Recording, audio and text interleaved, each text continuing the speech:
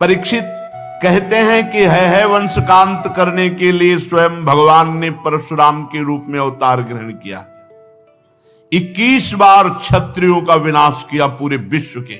राजा परीक्षित ने पूछा, प्रभु क्या अपराध हो गया क्षत्रियों से कि भगवान परशुराम जी ने 21 बार घूम घूम करके पूरे भूमंडल से क्षत्रियों का विनाश किया। श्री सुखदेव जी महाराज कहा कि परीक्षित, ये उन दिनों की बात है जिस समय है वंश का अधिपति शास्त्राबाहु अर्जुन, वो एक महान बलवान श्रेष्ठ राजा था और खास बात उसने दत्तात्रेय जी को प्रसन्न कर लिया था, अवधूत शिरोमणि दत्तात्रेय जी, और उनसे 1000 भुजाएं, कभी शत्रु से युद्ध में पराजित ना होना, कभी कोई ऐश्वर्य की कमी ना होना, जो इच्छा करे वो प्राप्त हो जाना, ये सब वरदान प्राप्त किए थे भगवान दत्तात्रेय जी से। अब अबाध बल, अतुल संपत्ति, तेजस्विता, वीर कीर्ति, शारीरिक बल, सब कुछ दत्तात्रेय जी से प्राप्त हो गया था। एक तरह से महायोगेश्वर खुद बन गया था दत्तात्रेय जी की कृपा से शास्त्राबाहु अर्जुन। वो ऐसी सिद्धियां जान गया था कि सूक्ष्म से सूक्ष्म, स्थूल से स्थूल वो शरीर धारण कर लेता। बड़ी सिद्धियां उसकी, वो वायु की तरह कहीं भी पहुंच जाता। ऐसी सिद्धियां दत्तात्रेय जी से प्राप्त की। एक बार एक गले में वैजंती माला डालकर बहुत सी सुंदर स्त्रियों के साथ नर्मदा जी में जल विहार कर रहे थे और उधर रावण नर्मदा के किनारे दिग्विजय करते हुए अपने तंबू लगाए हुए था। तो 500 भुजाएं इधर, 500 भुजाएं इधर, पूरी नर्मदा के जल को रोक दिया शास्त्राबाहु अर्जुन ने। रावण का शिविर डूबने लगा उधर। तो रावण ने पूछा, बिना वर्षा के कैसे बाढ़ आ गई उल्टा? बोले, महाराज एक वीर है जो स्त्रियों के साथ जल में खेल रहा, खेलते खेलते नर्मदा को उल्टा प्रवाहित कर। तो उनका हमसे बड़ा वीर कौन है? रावण बड़े घमंड में गया, अपने को बड़ा वीर मानता था और जाके शास्त्राबाहु अर्जुन से अब वीरता की बातें करने लगा। तो उन स्त्रियों को प्रसन्न करने के लिए खिलवाड़ में तो ऐसे रावण को पकड़ लिया शास्त्राबाहु अर्जुन ने, बंदर के समान एक पिंजड़े में बंद करके, और अपनी राजधानी माहिष्मती ले जा करके जहां घोड़े थे वहां पिंजड़ा रख दिया। पिंजड़े में 10 खोपड़ी वाले रावण को 20 भुजा, 1000 भुजा वाला शास्त्राबाहु अर्जुन, और सब सिद्धियां प्राप्त किए। तब महाराज पुलस्त जी को पता चला कि दिग्विजयी रावण घोड़सार में एक पिंजड़े में बंद है। तब जाके शास्त्राबाहु अर्जुन के सामने गए तो शास्त्राबाहु अर्जुन ने पूजन किया, क्योंकि पुलस्त ऋषि, तो उन्होंने आज्ञा करी कि छोड़ दो, हमारा नाती है। छोड़ दिया रावण को। अब शास्त्राबाहु अर्जुन का अभिमान बढ़ता चला गया, क्योंकि दिग्विजयी रावण जैसे को बंदी बना लिया। अब वो एक दिन शिकार खेलने के लिए अपने परिकर के साथ जंगल में गया तो प्यास लगी। तो पास में जमदग्नि जी का आश्रम था। तो जमदग्नि ऋषि के आश्रम में पहुंचे। मुनि ने देखा कि बहुत बड़ा राजा आया हुआ है, तो इसका स्वागत, राजा भगवान का स्वरूप है। अब जंगल में वो एक कंदमूल फल, तो कामधेनु जमदग्नि जी की गाय का नाम था। जो इच्छा करो वो प्रकट कर दे। अब मंत्री, सेना और राजा का स्वागत करना है तो वैसे ही सेवक, वैसे ही सामग्री, सब व्यवस्था। शास्त्राबाहु अर्जुन ने कहा कि बाबा जी के पास ऐसी व्यवस्था कहां से हो सकती है कि इतने सैनिक, इतने सेवक, इतनी धातुओं के पात्र और भोजन सब। बोले, कहीं कोई रसोईया नहीं, सब एक गाय का चमत्कार है। बोले, ऐसी गाय तो हमारे पास होनी चाहिए, संत के पास क्या। अब जमदग्नि मुनि का ऐश्वर्य कामधेनु से था, तो चिढ़ गया शास्त्राबाहु, जबकि प्रसन्न होना चाहिए कि इतना बढ़िया स्वागत किया। और उसने आदेश किया जमदग्नि ऋषि से कि कामधेनु हमारे सैनिकों को दे दो। जमदग्नि जी ने कहा, नहीं, ये तो यज्ञ के हविष्यान्न के लिए, अतिथि सेवा के लिए है। तो कहा मैं एक बार केवल कहता हूं, दोबारा छीन लेता हूं। शास्त्राबाहु अर्जुन ने आदेश किया, कामधेनु को बंदी बनाकर ले चलो। अब कामधेनु डकराती हुई बलपूर्वक शास्त्राबाहु अर्जुन महिष्मतीपुरी ले गए।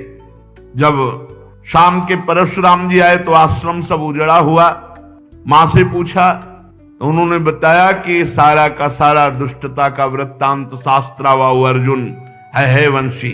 भयंकर फरसात हाथ में लिए हुए परशुराम जी जैसे किसी महामत वाले सिंह को कोई दबा नहीं सकता, ऐसे गरजते हुए महिष्मतीपुरी गए। अभी वो मस्ती में था कि प्रवेश ही नहीं कर पाया था कि भगवान परशुराम जी पहुंच गए। परशुराम जी की बड़ी विलक्षण झांकी थी। हाथ में परशुराम, मस्तक पर जटा का मुकुट, त्रिपुंड लगा हुआ। जे भी शास्त्राबाहु अर्जुन झपटा, भगवान परशुराम जी ने जो जटाएं सूर्य की तरह चमक रही थी खोल लिया और हाथ में फरसा धारण करके बात की बात में सारी सेना को विध्वंस करके और उसके 1000 भुजाएं जो भगवान अवधूत शिरोमणि दत्तात्रेय जी के द्वारा दी थी, सब काट के गिरा दी। फरसे का ऐसा प्रहार कि कोई सामने नहीं बचा। बाहें जांघें सब काट काट के। परशुराम जी के बाणों से जब है पति का सर्वनाश हो गया तो 10,000 लड़के थे शास्त्राबाहु अर्जुन के, 10,000। भगवान परशुराम जी तो 10,000 लड़के तो अभी नहीं थे इनके साथ, ये अलग थे। सब पूरे परिकर सहित शास्त्राबाहु अर्जुन को मार डाला भगवान परशुराम जी ने। कामधेनु छुड़ाकर आश्रम में ले आए। महिष्मतीपुरी के शास्त्राबाहु अर्जुन का विनाश बड़ा आश्चर्य में जमदग्नि जी ने कहा, हाय हाय परशुराम, तुम क्या उपद्रव करते हो? अरे राम राम, वो राजा था, गाय ले जा रहा था, ले जाने देते, तुमने हत्या क्यों कर दी?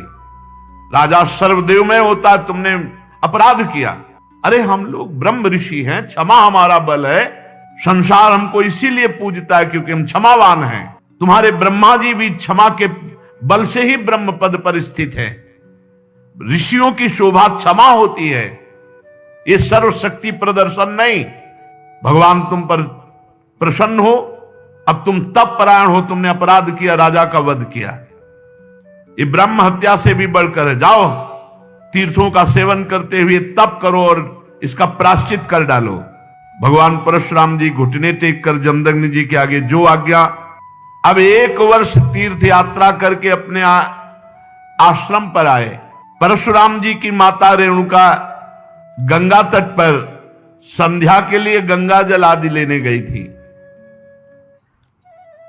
वहां एक गलती हो गई माता जी से। आज सत्संग में कहा, नेत्र वाणी कान संभाल के नहीं अपराध बन सकता किसी से भी। तो वहां गंधर्वराज चित्ररथ अप्सराओं के साथ जल विहार कर रहा था। गंधर्वराज के जल विहार करते समय अंग प्रत्यंग और अप्सराओं की वो क्रीड़ा माता जी कुछ क्षण देखती रही। अच्छा लगा, बस कोई कामना नहीं हुई, कोई मलिनता नहीं आई, बस देखती रही, अच्छा लगा। वो भूल गई कि संध्या का समय पतिदेव तर्पण आदि के लिए इसमें लिखा हुआ है कि उनका मन गंधर्वराजम क्रीडंतम मत्सरोभीर पश्यत, अच्छा लगा। विलोकयंती क्रीडंत मुदकार्थम नदीम गताहा, उनका मन खिंच गया चित्ररथ की इस अप्सराओं से केल। कहां जमदग्नि जी का एकांतिक भजन में स्वभाव, और माताजी ने जब चित्ररथ गंधर्व की केली देखी अप्सराओं से तो अच्छा लगा। बस ये संध्या का समय बीत गया। भगवान जमदग्नि जी इंतजार कर रहे हैं, ऐसा कैसे हो गया कि संध्या की अवहेलना हो गई और अभी तक रेणुका जल लेकर नहीं आई। अब जे ही होश आया जमदग्नि ऋषि को, भयभीत हो गई कि अब तो भारी अपराध बन गया।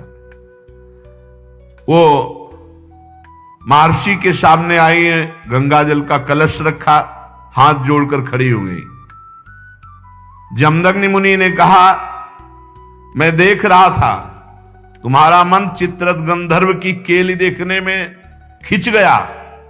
तुम अपराधी हो, पापिनी हो, तुम एक ब्रह्म ऋषि की पत्नी होकर ऐसा कैसे देखा? इसका दंड है मृत्यु।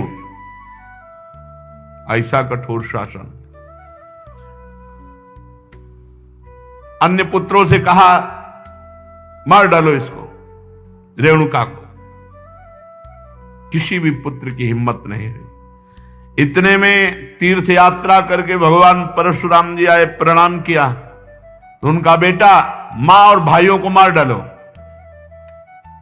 परशुराम जी ने कोई विचार नहीं किया, तत्काल मां और भाइयों के फरसे से गले उड़ा दिए। सत्यवती नंदन महर्षि जमदग्नि जी बहुत प्रसन्न हुए और कहा, बेटा तुम्हारी जो इच्छा हो वरदान मांगो। परशुराम जी ने कहा, मेरी मां मेरे भाई जीवित हो जाए, उनको ये पता भी न रहे कि मैंने वध किया है। तत्काल जीवित हो गए। भगवान परशुराम जी के ऐसा कहते हुए ऐसे उठ के बैठ गए जैसे सो के, पूरे सकुशल।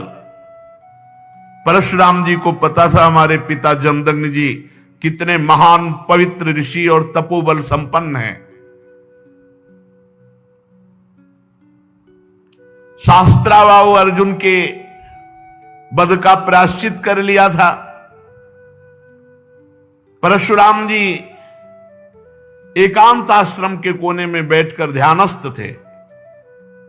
बहुत दिनों के बाद शास्त्राबाहु अर्जुन के लड़कों के हृदय की जलन, वो आए और देखा महर्षि जमदग्नि अग्निशाला में ध्यानस्थ बैठे हैं। उनको बाहर की कोई शुद्ध नहीं, वो सब प्लान बना के आए थे।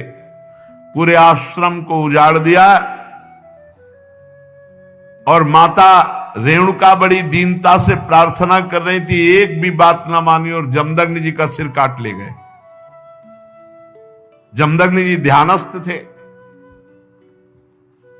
बड़े नीच कार्य किए आश्रम में। रेणुका जी चीख पड़ी, बेटा परशुराम। ध्यानस्थ थे भगवान परशुराम जी। उनका मां का करुण क्रंदन, भागे फरसा लेकर।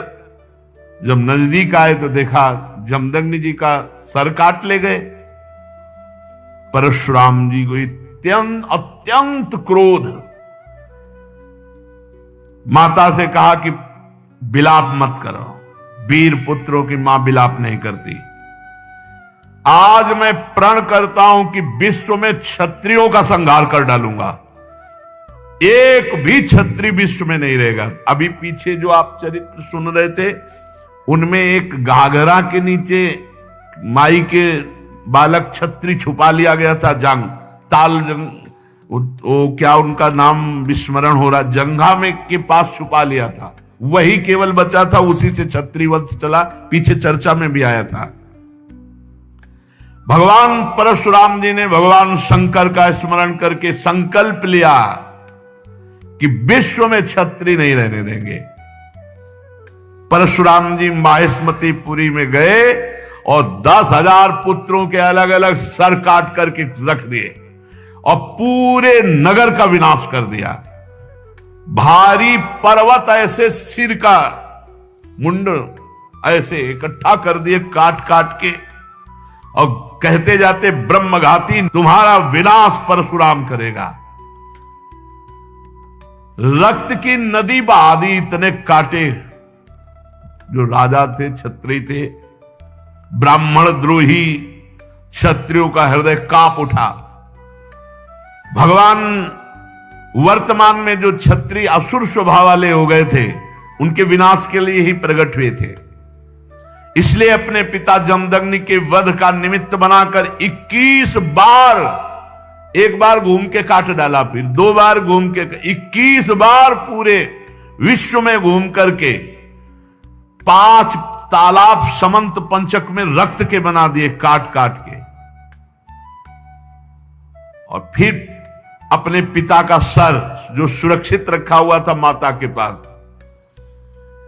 जोड़ा और पुनः जीवित कर दिया। पहले 21 बार क्षत्रियों का विनाश किया, फिर अपने पिता का सर ला के जोड़ा। और फिर बाद में सबके प्रायश्चित के लिए यज्ञ की और 7 दिशाएं जीत करके ब्रह्म ऋषियों को दान कर दी। इसके बाद यज्ञांत स्नान किया और समस्त पापों से मुक्त होकर मेघरहित सूर्य के समान तेजस्वी परशुराम जी जमदग्नि जी को स्मृति रूप संकल्प में शरीर की प्राप्ति हुई। भगवान परशुराम जी से सम्मानित होकर उस 7 ऋषियों के मंडल में 7वें ऋषि होकर आज भी विराजमान है। परीक्षित कमल लोचन जमदग्नि नंदन भगवान श्री हरि परशुराम बन करके आए और क्षत्रियों का विनाश करके जगत का मंगल किया। आज भी भगवान परशुराम जी विराजमान है महेंद्राचल पर्वत पर बड़े शांत स्वरूप। सिद्ध गंधर्व चारण उनके चरित्रों का गान करते हैं। सर्वशक्तिमान विश्वात्मा भगवान श्री हरि जब राम रूप में अवतार लिए और जब धनुष भंग हुआ तो अजगौ का खंडन सुनकर परशुराम जी के हृदय में क्षोभ हुआ कि फिर कोई क्षत्रिय ऐसा पैदा हुआ, क्योंकि वो सब विनाश लीला करके शांत, कौन ऐसा पैदा हो गया जो हमारे गुरु का अजगौ खंडन कर दिया। अब ध्यान के द्वारा, वहां फोन से तो मतलब नहीं, ध्यान के द्वारा देखा, बोले विदेहराज जनक की नगरी मिथिला पहुंच गए। इनके चलने से ही पृथ्वी कांपती थी। देख ले कि परशुराम जी आ रहे तो मतलब जितने भाग पाए नहीं, चरणों में लौट जाते थे अपने बाप बाबा का नाम लेते हुए।